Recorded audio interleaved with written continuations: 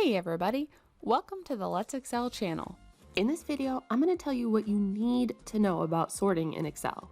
Data in Excel can be sorted in many ways, by a single column, by multiple columns, even custom sorting. Let's look at a few examples of how sorting in Excel is quick and easy. To sort on one column, follow these steps. First, select any cell in the column you want to sort. Next, on the Data tab, in the Sort and Filter group, click A to Z or Z to A. Note that Excel assumes any columns that are adjacent to your selected column should be included in the sort.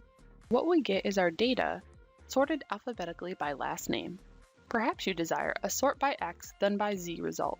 In this example, let's sort by state then by county. To sort on multiple columns, follow these steps. First, start by selecting a cell anywhere in your data. Next, on the Data tab in the Sort and Filter group, click Sort. The Sort dialog box appears. Sometimes Excel can determine whether or not your data has headers and will select the My Data Has Headers checkbox for you. Currently, our sort still reflects the last name sorting that we did earlier.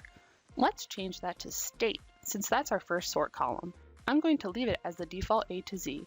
To add our county level, click the Add Level button. The level will be added beneath the state one by default. If you want to change the sort order, you can do that here. Notice the other sort options available.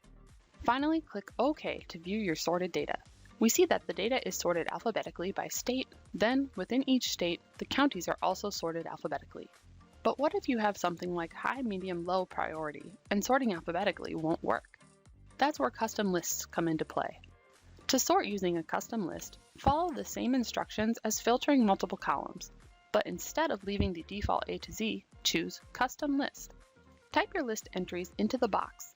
When finished, click Add, then OK to return to the Sort dialog box. Click OK again to see the result of your custom sort.